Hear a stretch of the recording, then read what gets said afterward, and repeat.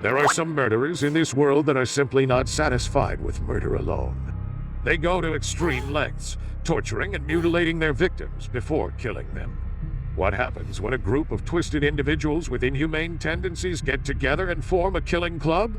The Snowtown murders, or the Bodies in Barrels murders, the worst serial killings case in Australian history, was orchestrated by one such group.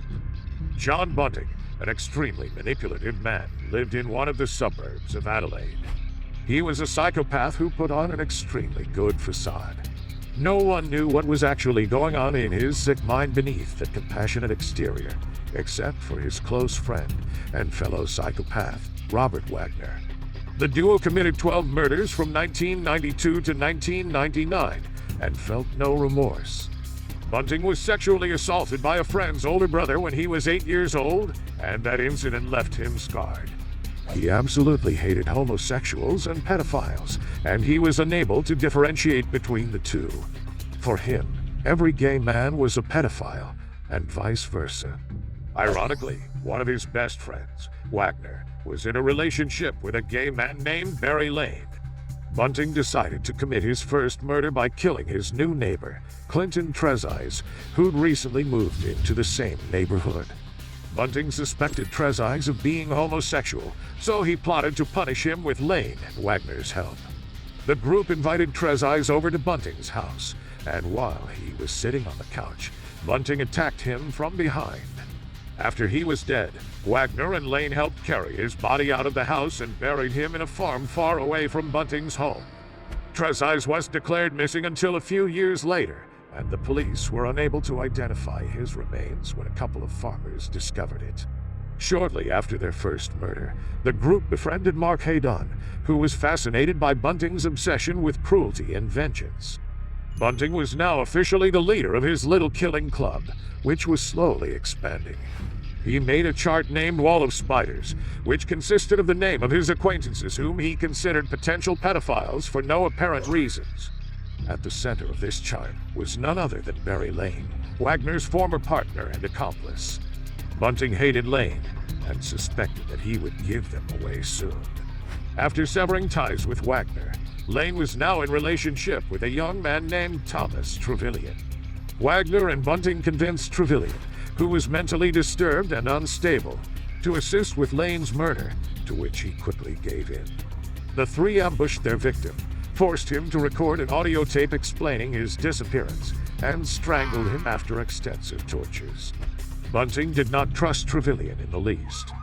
He decided that it was better to get rid of him before he gave them away to the authorities. Wagner and Bunting abducted him and took him to a forest.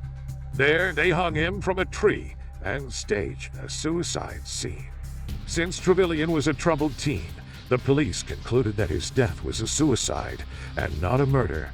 Bunting decided that it was time to liven things up and bring a new member to his killing club, which was none other than Jamie Vlasakis. Vlasakis had become addicted to heroin and had invited a fellow heroin addict, Gavin Porter, to move in with him. Bunting suddenly decided that he also hated drug addicts and that he must purge the world of their existence.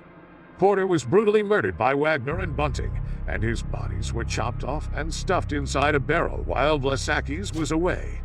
After Vlasakis returned home, Bunting showed the remains of his friend to him and forced Vlasakis to assist in his next murders.